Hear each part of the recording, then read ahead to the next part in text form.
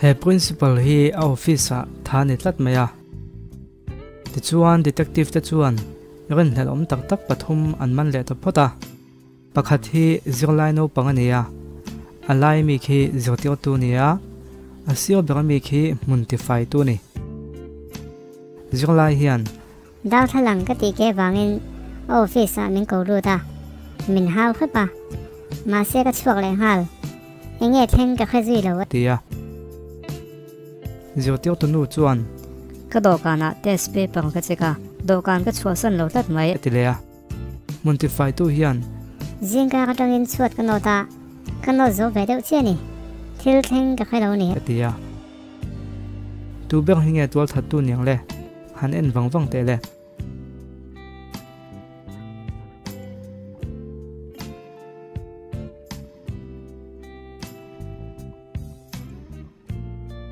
henu hi ni a chan chu principal kong honga khian a lipstick kong che che kai khi mu vem inga motak chu a thlenga ni bob le mary te hi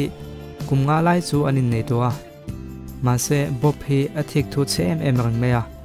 chu chuan anin kar po ati nuam lo fo thina ni tum kha chu bob chuan anu pui an thatur chuan detective arwe le peka detective nena chuan a om dan le a thla te po lo la zerang che lo ko po zerang che ati wangin detective chuan a zui zela a thla te po la in a report zela ti chuan tlai lo ni chuan a thala kho chu bob an hena chuan a thelu ta bob chuan a en wangwanga akin om lo chiang ani la ti tral mai han en ve wangwang la ing wangin mo bob hian akin om lo ti khriat chat na chan le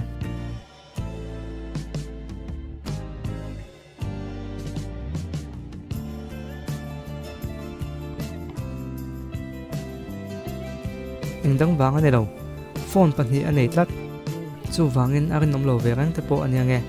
mi pa hi chuan an ring so lo thine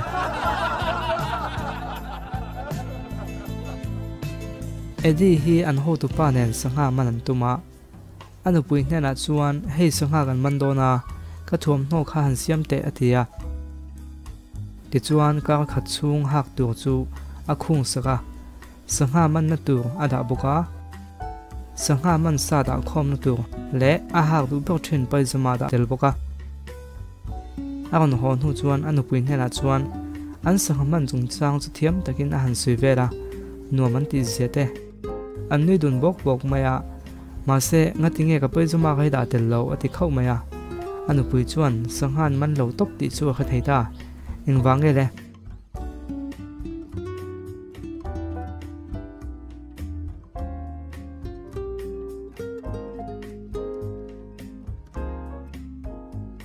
achan chu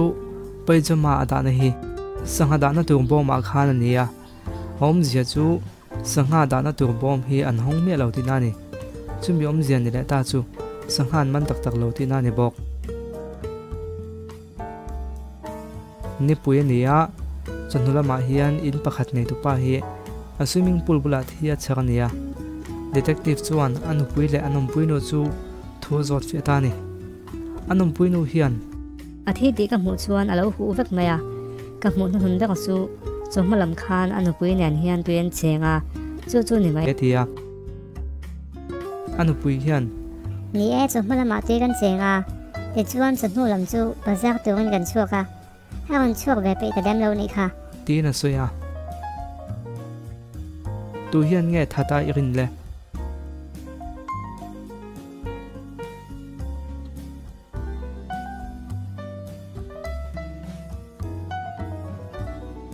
anom pui nu hian do to soini a chan chu a mu tir khana hu vek thu soya chomalama tui chengan ni chuan chonulama chuan tui chunga a omani siro chuan tangom han vek tu ani ni pui lai ni kan ti kha chu wangin a thi laia a hu vek chuan a thi na lagai lo tina nia anu pui bazar na chuaka anom pui nu nan chu hian an oma an him hluman nge yang lal pakhathi oma a khret pui na lo chuan kul chunga hian lu le chua phalani lo angkula tang hian chua theina lei pakhat chi hi oma a khret pui lova chuak le lu do nom vei chuan ka thian thalin aka plum mai don ani mi khual khel pui lo lo jin po an hole zela nga ya veng tu chuan mingin nga dan zela lei chu ve en thuina a chan chu lei hi tlan chaw chaw po ni se minute ria tal tlan ania ma se gat khriat me lovin me che pakhat chu a chuak thei tat maya entin nge chu thei de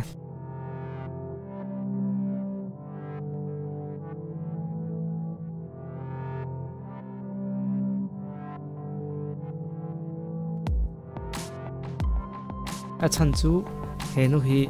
veng tu mulo lai takin lei hi a zo tana minute nga nuwa veng tu na ron en che khan a ron let le a veng tu na han mu che chuan hela ya lal thu lovin tu ma kon lu kan phal hei nem let le nga kon atia ti chuan chu nu chu a chuak thei ta le la ni chu yu kha thiam em idea tra te ong heta hian tu nge phapal mek le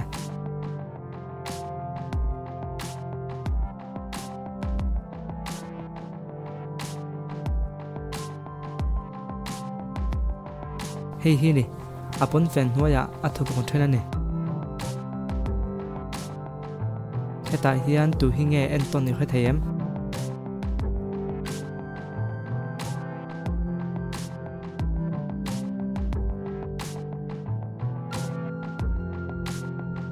henu hi ni a o ma hian en ton tu ko jiaka alo lan thei khi muem mai khi ben lang tak maya gitar to tu nia ma se ro ma hian thani ti an huwa hemitum hian a fans pathum te chuan ama an hu ni ti khriat ania ama sober hian atun kwa fodila hey athala ka min sign sak thap ti na ron la adot tu hian ke po ka dara hian min sign ro ka tia hei in huang hian a in sign hi atilea ato ber hi chuan ke chu kan hunga hian min sign ro ka tia hei in huang hian ativelea ti chuan en wang la tu hian nge mai kha that le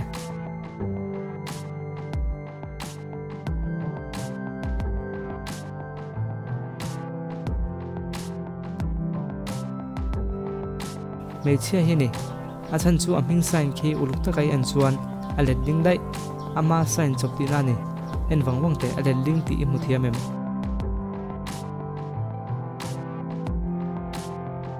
ere khi aroma tu ra khai humania detective in uluk taka a chin huwa anom puinu a bial nu le a thian pa te ran hlelan ni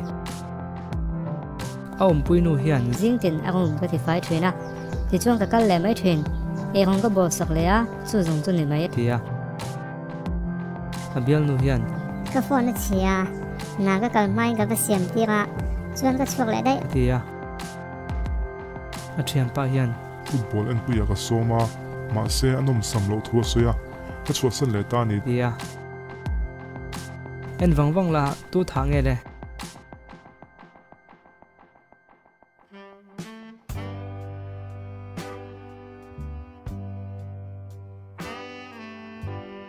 thalaka kutkora tung kai tel lam hi kutve lam pangania aum je chu tur da tu hi ve khorani tu hinge ve khor chu le abial nu hi ni ve zong in phone aken hi chu wangin abial nu thange hi ni i than nu pui po hi tu a khai thumania detective hian apasal ti ani ti khasia ma se afiana tu ron thei siro a chan chu no fai thiang him ve ve a coffee ketlin ang ve ve mi kha an in sia khoya nge tu chu ada manang ti kha khoya thei ni lo ni ma se detective chuan a han en non le ngela tu om na tu chu kha thei ta ni nang i kha ve theian le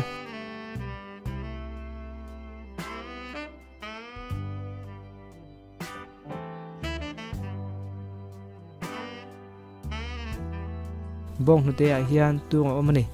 a chan chu anu pui hian coffee kha bong hnu te ne na in thin ti langa chu chu khria in heta ngei mai hian tu kha polta ni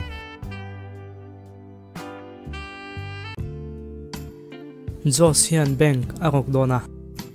khesion hena chuan poisa da na bom hong ha lang che iti vat lo zun ka kam hal don che nia atia chu pa chuan in ning ka dai ten poisa da na bom password khetu chu ke ma chu hi sin chu ni tin ka thak zia atia ti chuan zo sian ka phlum ta thowa poisa bom chu hongin poisa chu alata vek mai enge password chu ni tang le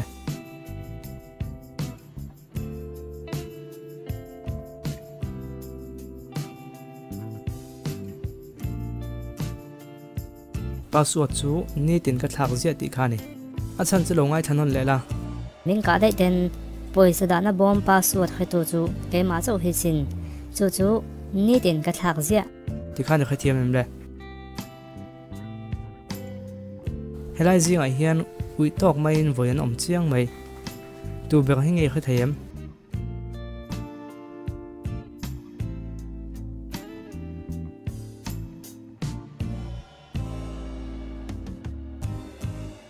bina hi ani achan chu midang ho jong khi an mel en la thil ui om ti an khia thaya ma se bina pa khi chu eng ma thing lo ang mai in oma aku ka kan vai chuanin eng ma khelo ang mai khan kan om thin ne dom ni tung nang ni point om ve thin kha si hal ar le bu fai hi ira le lama lak phayanga ya lunga khian pakhate te chawin an chuang thaya si hal le ar hi an kal san chi me lawa chan chu si halin ar lo e de zel ar le bu fai hi an kal san chi me lo boka a chan chuang wange ar in bu fai khalo chuk thina chuan pakhate te lak phayangai bok sia bu fai lak ma sak do chuan si halin ar lo e de don sia ar la pheita se adik mel viwa ma se si halalak le huna khan si hal khan ar kha e de don sia bu fai la le ta se ar na ro chuk le don bok si i khathiam de no em le intin nge him pia din lak phei thayang ti kha han ngai to phot mai te de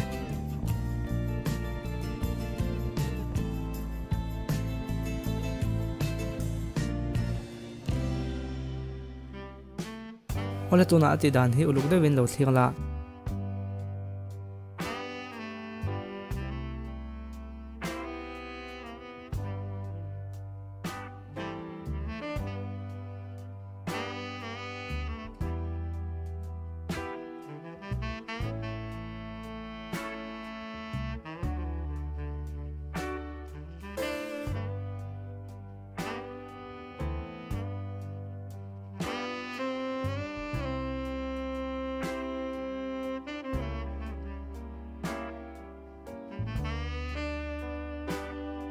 ti khan him takin ala phei thei vek ta ni khathiam chem tuk thon ti hiang ti na nge le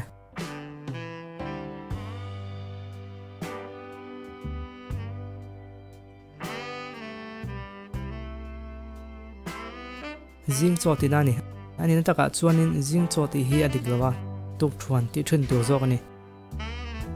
ani le zan ri ti hiang ti na nge le he po hi ol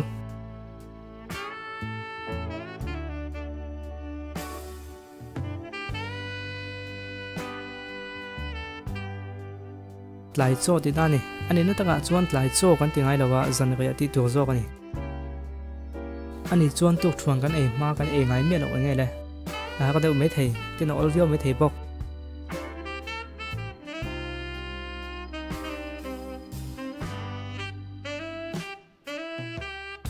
zan ri ani tuk thuang kan e nuat la ya zan ri chu kan e la thwen tunge jing ka ka zan ri e ngai tu zan kha chu mi ho sa tak mai pakhat hi phone sama azin don wangin ain bua se na sa hle maya chu ti lai chuan a security guard chu lo kala enge ron se le thlona injin su a chan chu tu na khan mu mang ka ne ya i chuan na dur thlona chu accident don ani ti ka mu ni chu wangin ka ring kal mai rong a ron tia chu mi ho su pa chuan a security guard chu a ban hal mak eng wangen yang le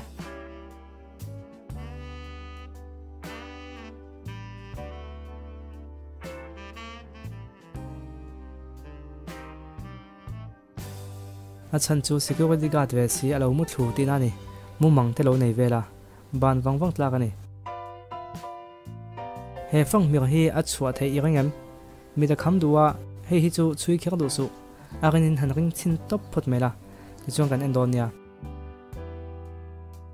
khaile i ring zo to em enang o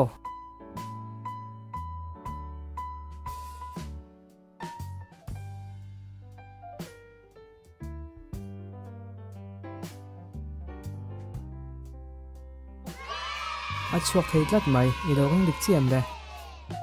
ring dik chian ni mo ka kha thei mai khaile tu na mi hi chu i ngai tu angai ve to ang lu na tur le chu na tur oma lu na tur khian lu din dot a sen le a pol zel khi muem khi a in dot zelin a sen a pol tin paltlang zel tu ania rong in ang kha zon in a paltlang thei lawa entenan a sen ani chona dik to lawa a pol ani poin adik to lo chu wangin a sen a pol ti tling khan a in kar thak khan a paltlang zel anga ya tin a kal to na po kal non le thei vek tho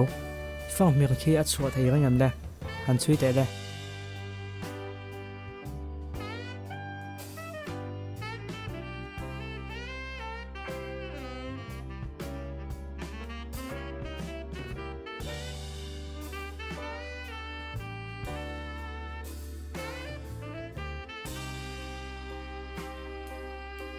khaile nang o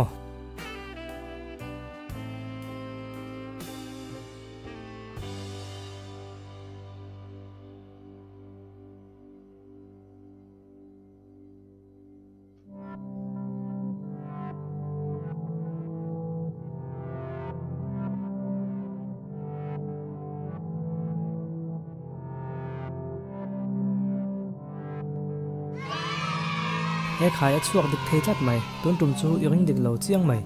ka va kha thei siam hei bela thung hi o hei hi chu chue boi thla ka arin khan han ring le top phut me le ti chuang kan en hal mai do nia khai le ring tuem le khai o enang o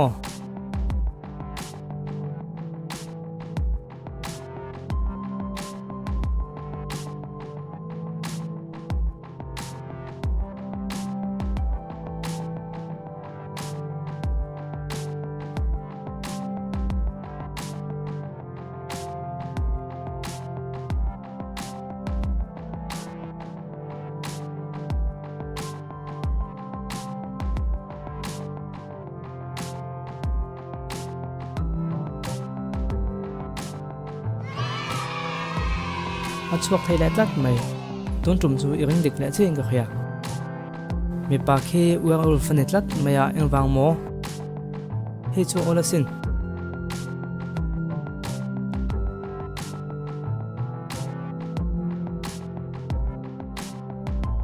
a chan chu me nei tlat alom alang ngal vek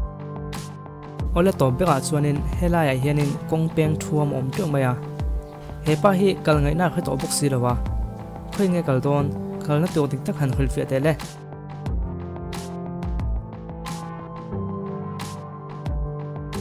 signboard te khian entala khoi khinge kal na to dik tak niang o hei hi kal na to dik tak chu ni a chan chu a ko dan khi adik beka midang ho khi chu enla signboard ta ka tan chuan ki tiang khi midang ho chu an mangai lo tu chu wang chuanin helaya asir be tu hi apa ngai beka chu wang chuan hi signboard pa ngai an tar pa ngai ni tina ne dang hi chu an siam chop mai mai ni ola thir tu zong zong te in zawai chung alom thu ko se